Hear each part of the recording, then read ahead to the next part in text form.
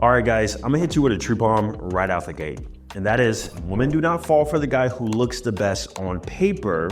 Think of like objective sexual market value. They don't even fall for the guy who's the tallest, the richest, or even the most handsome. They fall for the guy who makes them feel something. Front-end attraction might just spark her interest, but the emotion actually keeps her hooked long-term. I'm talking about those emotions that are deep, sometimes uncontrollable, where she literally acts crazy for you and just overall, like pop the tire type of girl. The girl who shows up to your place unannounced.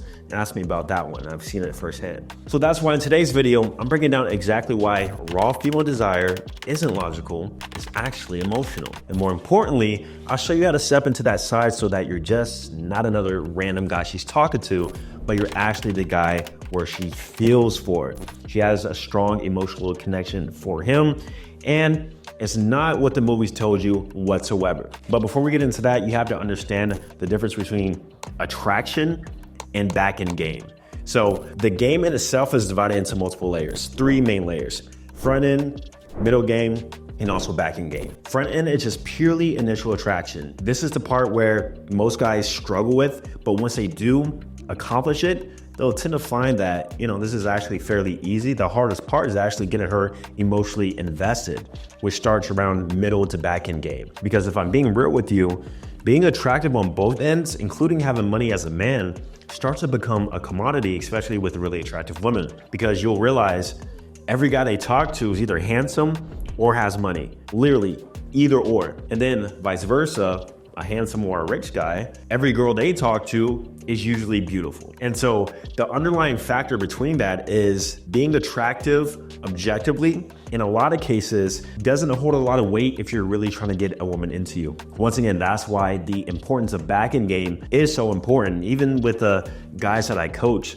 a lot of them, they might struggle with attraction at first, but after a while, it becomes, okay, how do I get her out on a third date? How do I get this woman so obsessed with me that she'll literally do anything for me? That's what we actually want to accomplish. Now, you might have heard this term called hypergamy, basically a woman's desire to socially date up or just date a guy who's better than themselves. But you guys don't know that emotional investment is also tied into hypergamy. And basically a woman's emotional connection satisfies her hypergamous nature, basically seeking the best possible option once again. And you'll tend to find this is especially true when it comes to a woman's loyalty, because women do not cheat on the men that they have a strong emotional connection with. I'll say that again. Women do not cheat on men they have a strong emotional connection with. They can view you as a 4 out of 10, 5 out of 10, but if they have that bond with you, there's no way they're seeing another guy. They literally don't even see other men. And the reason why I know this is because I do loyalty tests. And time again, I come to find out that the woman who cheated or failed the loyalty test with me, the relationship was actually pretty new. They've only been dating a few weeks or even a few months, to where that guy probably forced her into a relationship and that emotional connection and bond wasn't as strong as it should be. Thus, she still had wavering and wandering eyes. Versus if that guy was probably with her even long-term, 2-3 years, to where the emotional connection is really strong and he had a solid backing game, I guarantee you she never would have cheated on him. Or she probably would have just blocked me. Which still happens occasionally, but it's very, very rare. Now, keep in mind, sometimes a woman will still emotionally test you just to ensure that you are her best option. So even if you are a guy who's 8 out of 10, who has the money, who has the lifestyle, the status, her body and her emotions will signal to her, test this guy's confidence to make sure that he's really the right guy. Or, get these little tests here and there just to really ensure that you have this emotional connection with him. And this happens subconsciously. You won't even realize it's happening.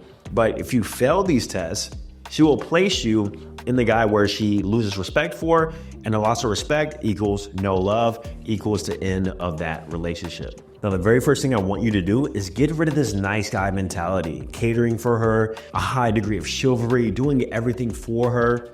Because when it comes to relationships, there's a value ladder, and there's usually somebody who likes a person more than the other person. As a man, your woman should always be looking up to you and always be seeking your value and validation. Whenever you're a nice guy and you're triggering safety and security, this kills long-term attraction.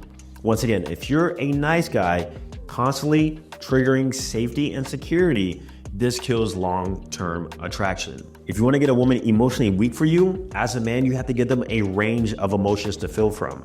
Highs, which is good, but also lows. What does a nice guy do? It's always highs. Sometimes it'll get beneath here, but it's very, very rare. It's always highs. But the bad guy, the bad boy, what does he do? It's highs, lows. He's very inconsistent. And unfortunately, this plays into human biology and psychology, but whenever you have wavering emotions, especially towards something that you actually like, you actually feel more connected to it because of the trauma bond, if you will, that you have now associated towards it. Now, I'm not saying you have to be insanely toxic, no, but what you should do is signal abundance. You signal abundance by subconsciously, sometimes directly letting her know that even though I'm your best option, you're not necessarily mine. Now, how do you do this? I find the easiest way is to have a nonchalant attitude. Being the nonchalant guy, you know the meme, just the chill guy. You're not getting into crazy, massive disagreements. You're not raising your voice. You basically don't care. And through that signaling like, okay, I don't really care, is what it is, you can go or stay. Sometimes even outwardly saying that like, hey, you don't have to be with me if you don't want to. Listen, here are my boundaries, here are my rules. Here's what's outlined. If you don't like it, the door's right there. Even if they hate it, and sometimes the guys that women are the most attracted to from an emotional standpoint, these are the guys that they actually complain about the most. And so if your woman is complaining to you for whatever reason, I wouldn't even bother taking that too seriously.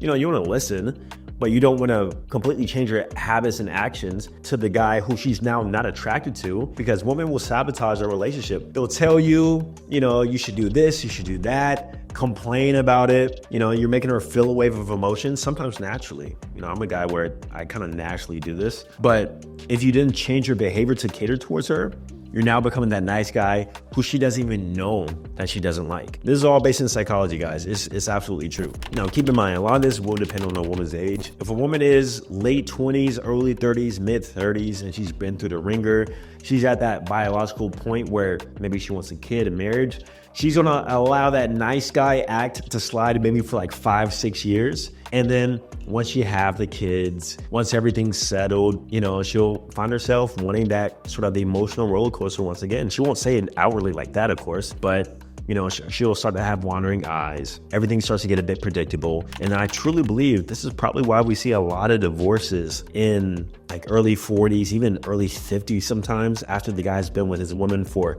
10, 15, 20 years plus sometimes. You know, the guy just got super comfortable, you know, and that's the downside of long-term relationships, is that you always have to be on game. Speaking about backend game, it's a time frame from dates 1 through 3 to vetting to when we decide to get into a relationship to all the way to marriage and just long-term commitment in general, whether it be 5, 10, 20 years, doesn't matter. Also, we have to maintain some mystery and intrigue. This includes your whereabouts, your location, what you're doing, what you're up to. Some of you guys are constantly texting your woman every single day, all day of the week. Hey, I'm doing this, I'm doing that. She knows exactly where you are. She has your location tracked. Like, come on, man. You need to avoid sharing your passwords and also your location. My girl, the girl who I've been seeing talking to, I have her location because she decided and willingly shared it with me, but does she have mine? No. And that's agreed upon. You know, she doesn't ask for it. And the reason why I'm able to establish that in my sort of dynamic is because I set that frame from the very beginning. I'm the leader, you're the follower. I'm the commander, you're the enlisted. You know, you can be a sergeant sometimes, but for the most part, you're like an E1, an E2. You listen to my orders. And you know, in some cases, like the location thing, password thing, I don't even think you should ask a woman for that. I think she should, once again, willingly share that to you. And then if she has a problem with that, just let her know, like, hey, I just rather not. And then if she says, okay, I'm not gonna share mine with you, then honestly, that tells you everything you need to know about the woman who you're with. She's a little bit combative, wants to be sort of a masculine figure and control the frame in the relationship. You know, it's gonna take a certain personality and a certain type of woman who really is gonna be completely on your program. But that also comes with just leveling up and attracting more higher quality women. And you do that by, of course, making yourself more attractive, which we talk about a lot, but also through the dating process and through your dating funnel, actually having boundaries and filters in place. This is something that we actually do in my coaching program, where I'll actually not only help you with your pictures, but actually help you craft out a dating funnel so that you have those boundaries and filters in place to where you're only bringing in women who are in your frame and who have that sort of feminine essence and presence that we're looking for. So if you are a guy and you're tired of attracting masculine women who don't listen to you, probably because you don't have the right setup, click the link down below. Let's set up a free strategy call. Let's kind of look at what you're doing now and how we can actually improve that. Hopefully we can talk soon. Now, I'm not sure if you guys ever heard about this lover boy method. I think Andrew Tate a few years ago, he was in the news for constructing this. Basically what the lover boy method is and why it works so well is because you're confirming your emotional stance and also validating your want for the woman who you're with once she asks for it. And sometimes in great detail. So basically you're using words of affirmation to trigger an emotional response in her head. We all know guys fall in love with their eyes, women fall in love with their ears. So sometimes you have to cater to her ears and tell her what she wants to hear. That's what the lover boy method is, and that's why it works so well. Contingency, it only works for men where women actually view them as a prize and have a high attraction level for. Once again, back in the game or middle level game. If you're just trying to get a woman attracted to you, no, that's actually gonna turn her off. And also let me mention too, you don't do this unprompted. You only implement words of affirmation when she is seeking it, because we're in a state where the woman is constantly seeking your validation through the unpredictability, through the not being so up her ass and sharing your location and passwords. So now once again, because of that, the woman is now seeking your validation, and then that's when you reward her with the validation through the good actions. That's what the lover boy method is. Never ask for validation as a man. Never seek validation or even reassurance. That's one surefire way to not only turn her off, but to sort of shift the dynamic of the whole entire relationship. That's purely just a feminine state to be in. Now, perhaps the most effective way to get a woman's emotion crazy for you, outside of all the things we talked about, is simply through intimacy. It's through the bedroom. This really comes down to being her first or being her best in all areas, including sexually. Now, more than likely, you're not going to be the woman's first sexually, which is fine, whatever.